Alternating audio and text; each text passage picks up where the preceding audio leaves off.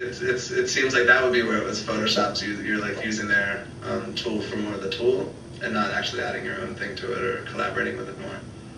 One more quick point that I find very important that relates to something we just covered or talked about in this other class that we have, Art, Literature, and Ideas.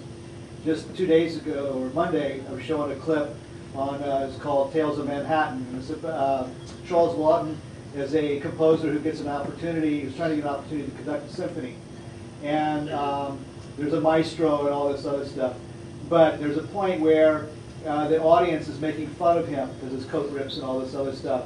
And you use the word validation when you talked about Stieglitz and how Stieglitz wrote about the urinal in his publication, and that Stieglitz essentially validated, in some people's eyes, this piece as art, which were in the film clip that we saw the other day.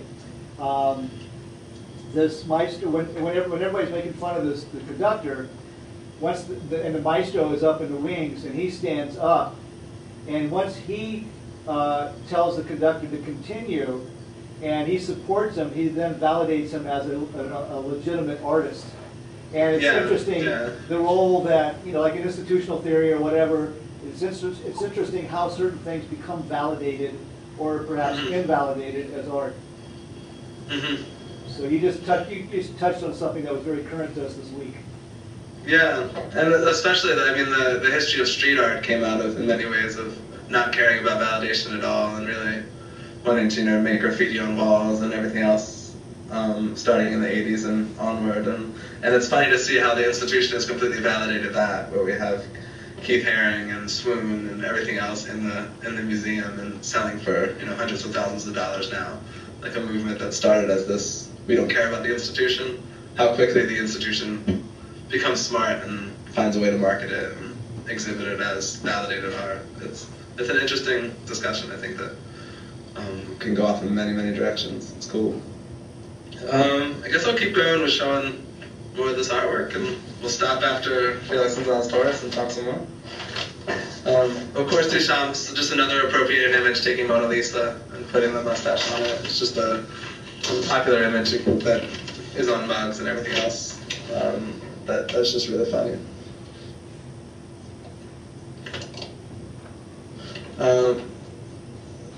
Felix Gonzalez Torres' light sculptures again. We talked about how these are installed each time in a different way. How the curator has a lot of control on how he or she wants to show these. I found some different images online showing just different ways that curators have done this.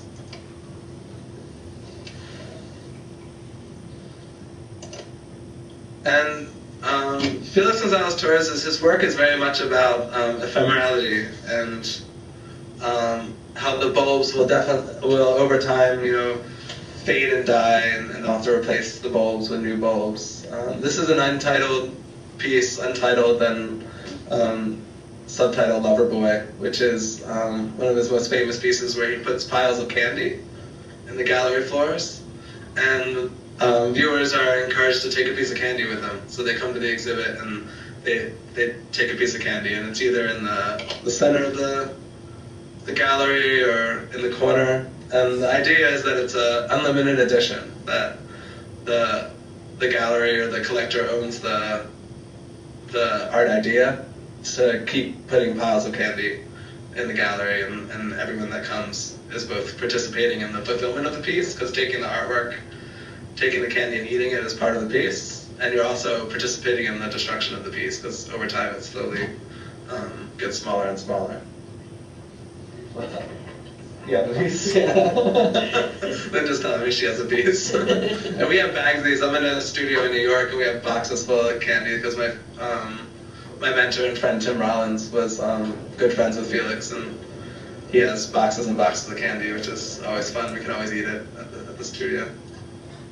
Another one of his pieces were these posters that you base everyone, same idea, that there would be this stack of unlimited edition posters, and everyone that came to the gallery, to the museum, could take one of these posters with them. And often when you're at a museum or walking around Chelsea or a gallery, you know there's a Felix Gonzalez Torres piece somewhere, because people will roll up these posters and have them in their hands. And everyone will have a poster. Often people don't know to take a poster, so it's funny that you see one person start to do it, and it's like, ah, what happened? What are you doing? You're touching the art, stuff like that.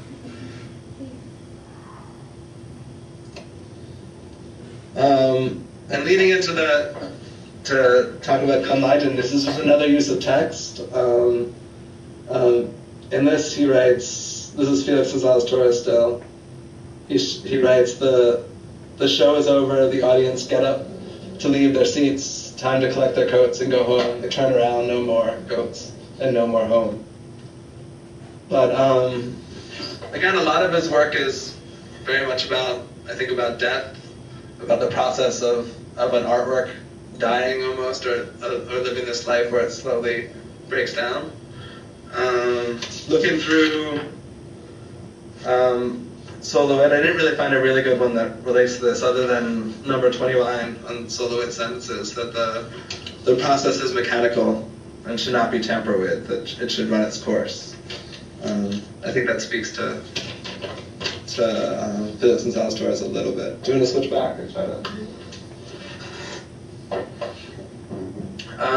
Do you have any thoughts on this process of an artwork having a life of its own almost, or any responses to Felix's work that you want to discuss?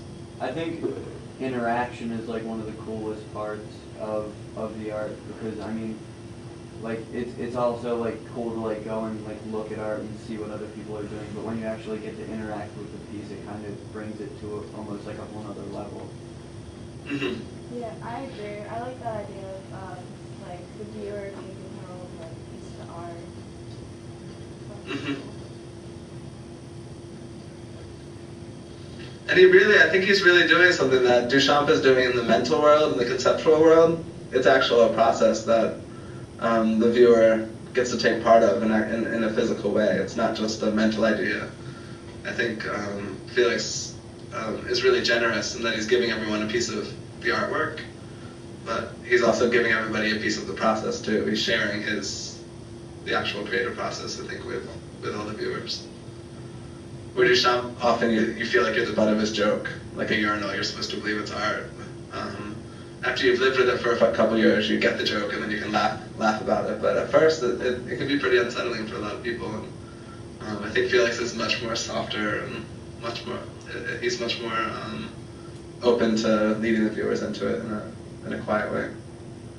And with the interaction idea, we're brought up with the formal qualities or this formal notion of how to view art, and it's totally a viewing experience. Do not touch, do not touch, do not touch. And the idea that you have the option, or maybe you're even required to interact, is very unsettling. I think it's almost equally a different way to seeing something that you wouldn't see as art. Interacting with the art in a different way is equally unsettling. We had a couple years ago a piece with a book, and one of the students' solution to this problem that I posed was to put it in the library, and she had a sign, do something to this book. And I was monitoring it with the librarians all the time, because we all had a lot of fun with it. Because it's the mainstream students in the school had a very hard time. They didn't even bother to think if it was art or not. Because they're in an institution that's so full of rules. The book is a sacred item. And so I remember kids would come up and ask, they would say, you mean I could tear out a page? And the librarians said, sure, it says do something to this book, do whatever you want. So I could mark in it, yeah. And this one kid came up, he says, you mean I could steal this book and run around the school and I won't get detention? And they said, sure, whatever, And so part of the project was to keep notes on these responses. And the kid kept the book for half a day, and he brought it back because he didn't know what else to do with it. But when you're invited to interact that way, that's not the way we're brought up. Yeah, yeah.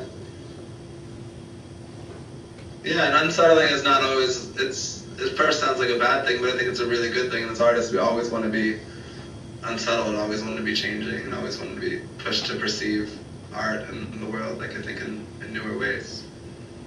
But that's great. Should we move back to the... We have about, I think, 5, maybe 8 more minutes. Okay, that's quick. We went through this quick, huh? So I'll just go through Glenn Ligon's work really quick. He's actually the hardest to to talk about. I think just because it's so